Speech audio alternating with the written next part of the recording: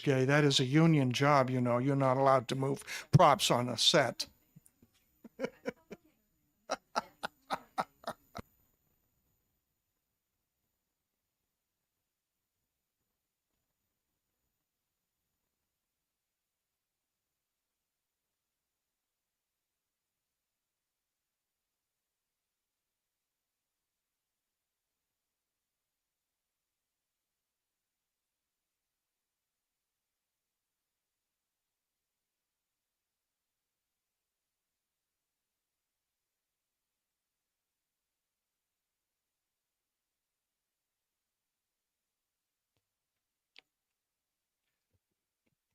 All right, I'm opening the work session on retained House Bill 471 FN, an act relative to final disposition hearings in divorce proceedings. The sponsor is with us, Representative Yokela, and I let him know that while this, as he already knows, while this isn't a redo of the hearing, there may be a technical question or two, and with the leave of the chair, we could ask him to give us a sentence or two answer. The bill requires the court to schedule a final disposition hearing upon the issuance of temporary orders in a divorce proceeding. Who would like to start with some comment? Representative McMahon. Thank you, Mr. Chairman. Relative to the statement here, when I was reading into this, when was the when a final disposition hearing would take place? Because when you read into the methodology, there's a timeline of competing interests on what would be provided for supporting the issues in play, and then how much time that would actually take to meet whenever this hearing would happen.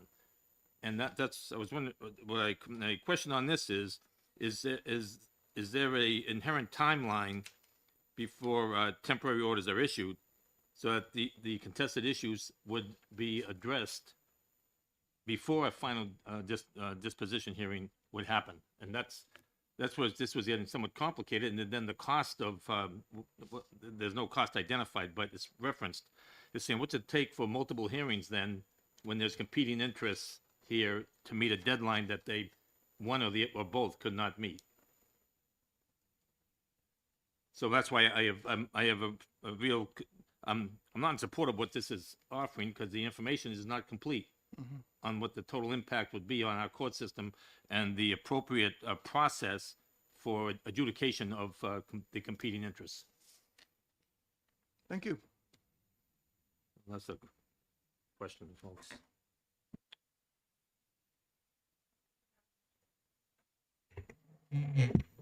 All right, so in looking at this, I understand, and I appreciate the sponsor for being here today. That's super helpful. I understand the idea of wanting to have these because divorces can be lengthy, and, you know, it seems to solve an issue by saying, okay, we automatically have a date. However, I disagree with just the idea of having, you know, to schedule a date immediately. First of all, you can have cases that should last. I mean, let's just look at that. If people come into a queue and everybody automatically gets a date, you might have somebody come in that maybe their divorce is very amicable. It should only take 30 days, but because of all these dates scheduled, theirs is now going to take 3 years. So the pressure that this would put on the courts, and even saying, you know, we have a date, but it can change. Some of those changes, if you have to have a set date, you don't change until like the day before. We did have the courts in here and they specified how complicated that would be. So while I think this is looking to solve a little problem, it's going to cause much, much bigger problem and a much, much bigger bottleneck for our courts. So I would be opposed to this bill. Thank you. Representative Ball. This is informal. We kind of nod. Yeah. Okay. Thank you, Chairman Pearson. For nodding to me, yes. So, yeah. Okay. I remember when we spoke about this bill in committee, and my concern was that it's taking way too long to get the final disposition dates when people are ready to move forward, and that people were just looking to be put in the queue so that they would not be working on being amicable and coming up with their parenting plans and doing all the things that they need to do to work together, and then say, okay, we need our final date, and find out they're going to get scheduled a year out. That just opens the door for more animosity and more frustration, and people want to get on with their lives. And I think that if we schedule a date, or the court schedules a date, there's nothing to say that that date can't then be said, we don't need the date, or we're going to need to push it out to an unforeseen, and then you have no date. But for those cases where it's moving along, everything is amicable, everybody knows how things are going to end, they do need to have a date. They need to know when they're going to be able to move on with their life, and how they can schedule post divorce.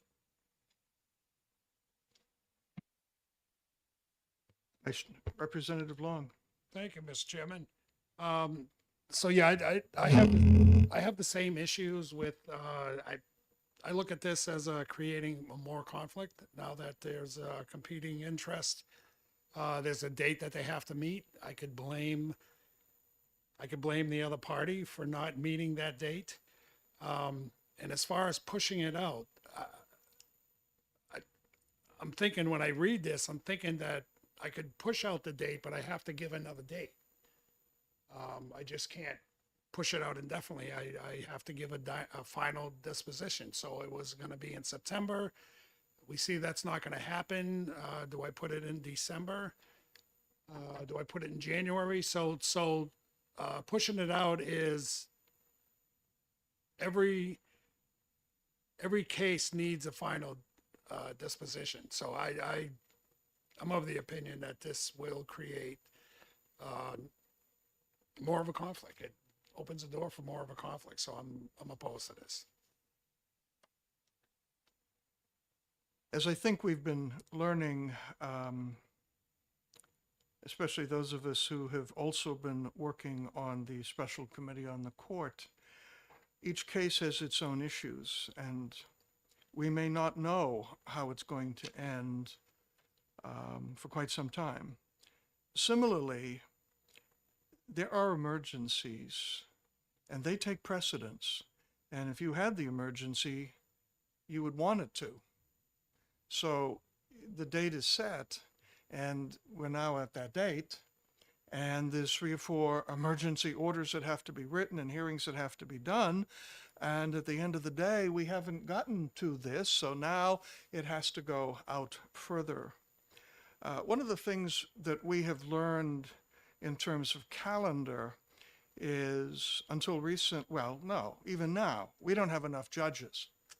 And the report, there was a wonderful report that looked at cases based on the average amount of time. In the past, they would just listed how many cases, but then they looked at, okay, X percentage of divorce cases take this long, X percentage of that kind of divorce case really take much further.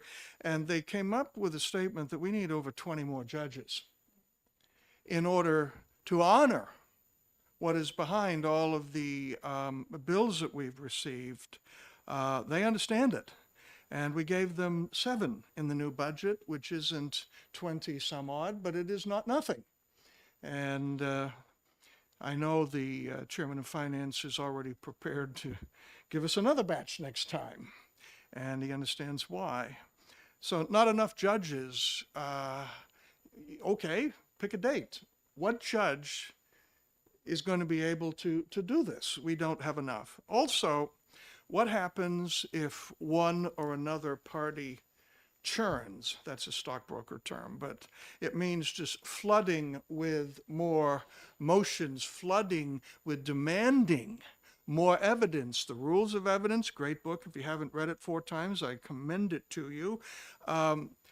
There is something in here that says, if a judge believes that the motion to accept another bit of evidence does not enhance the case, the judge may refuse to admit that piece of evidence.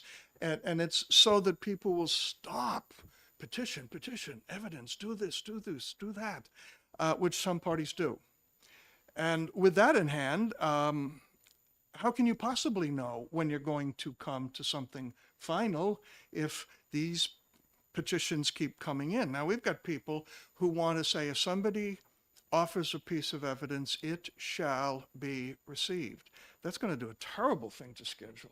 On the other hand, we've got people who are angry because the judge is not refusing that piece of evidence. And, I think the Rules of Evidence book tries to get a good balance in there. So this, in other words, this is complicated, as we've all been saying. I will say this, though, that the judiciary is paying a lot of attention to children and family law bills having to do with court process and with the discussions we're having in the special committee on the family division of the circuit court. They're paying attention. And it's interesting, some of the things that we've been discussing in the special committee, they're already starting to work on. They're already getting ready to send out bids for companies who will come in and work on training issues. This is something we brought up. They caught on. And I'm willing to say that they're paying attention to the idea of setting some final dates as best they can, given all the exigencies they're working under. I think they're paying attention. So for that reason, I would also say this is very well intended. I think we understand why somebody would want a date set, but I'm going to have to join people and say no. So with that, would somebody like to make a motion? Or if we're finished our discussion, would somebody like to make a motion? Representative Gregg? I'll make a motion that we recommend to the full committee that this be ITL. Okay, do I have a second? I'll second that. That was a flat, dead tie, in which case, Dem, Republican. There you go. Yeah, You get the next one. that's what I was waiting. I know. I never like rip along the weight, so it's on here.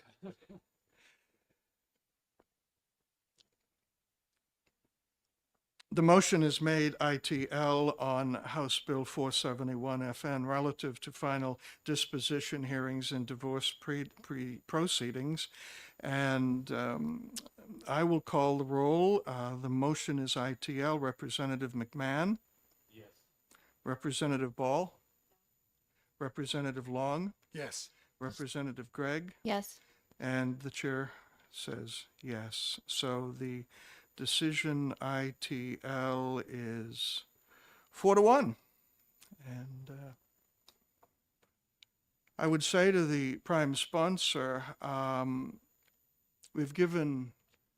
we understand, but there's some more work that needs to be done. I just encourage you to come back with it based on some of the things we've tried to speak into this today. But thank you, and thank you for coming.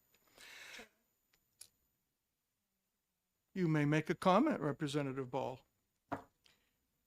I just wanted to comment that you mentioned that we had hired some new attorneys, Judges. judges, 7. I'm sorry, that we're going to be adding those. And I would like to make the comment that we have reached out to the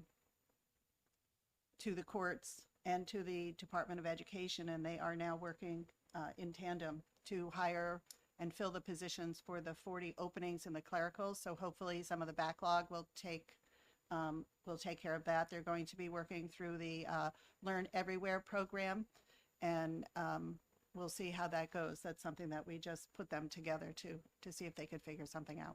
Good job. Thank you. No. No, you have no standing.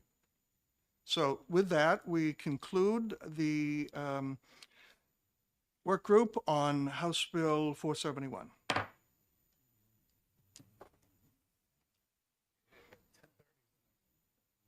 Yeah.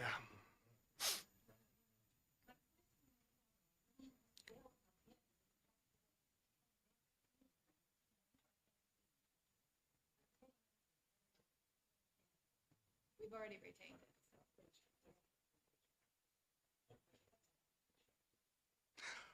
we retained it, and